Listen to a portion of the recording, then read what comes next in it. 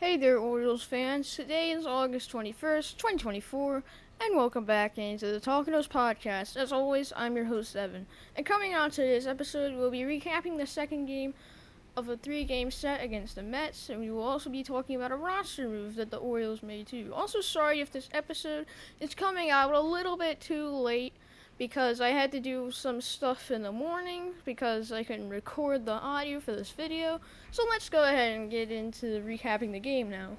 Anthony Santander started his night off with a 2-run home run, which put the O's up 2-0. Colton Cowser also had a triple, but it was initially called an out, in which left fielder Brandon Nimmo bobbled the ball and technically didn't squeeze his glove, so that is the way he catched a baseball, obviously. But after they reviewed the call, he was called safe. James McCann does end up hitting a sacrifice fly to score Cowser from third after Cowser hit a triple. Sadly, Dean Kramer's shutout ended after Mark Vientos hit an RBI double. Dean Kramer had a dominant start, going 6 innings of 1-run ball, walked 3, and struck out 7 on 100 pitches. Exactly 100 pitches. The Mets scored 4 runs off of Burke Smith.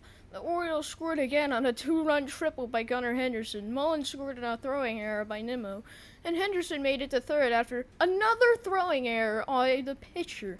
Yennier Cano got taken out after Francisco Alvarez grounded out in the 9th inning. Craig Kimbrell came into the game, and Jeff McNeil flew out to Cedric Mullins. Then Tyrone Taylor strikes out to end the game. The Orioles won 7-5 over the Mets. Now let's go ahead and get into this roster move the Orioles made. The Orioles placed Zach Eflin on the injured list. Eflin was supposed to start the rubber match for this series, which is today, which is going on right now as I'm recording, but he was placed on the 15-day IL with right shoulder inflammation. The game tonight will probably be a bullpen game, which it was not. Cole Irvin started the game, as they probably did not want to pitch Pavich, which they did not pitch Pavich. But Eflin was likely the 5th or 6th pitcher on the injured list. The next move that the Orioles did was recalling Dylan Tate from AAA Norfolk. They basically downgraded him today, so it's not really true because I wrote the script like a little bit ago. But yeah, he has been lights out for the Tides in AAA, having a 2.30 ERA, also pitching 15 innings in AAA with 14 strikeouts and a 1.09 whip. I really understand this move, as the Orioles could use another bullpen arm behind Colin Selby and the other good bullpen arms. I did talk about a good bullpen arms in my Orioles bullpen rankings in the last episode of this podcast. So if you haven't seen that episode yet, go watch it. I'll link it up there if you saw the little card thing.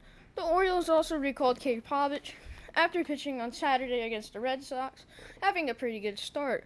The Orioles called him up on Saturday so that he could give the rotation some rest.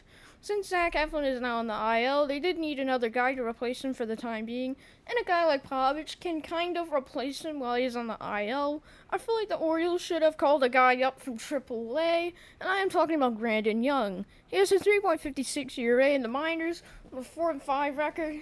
He has also pitched 86 innings in the minors, and he's also struck out 106 and a 1.019 whip.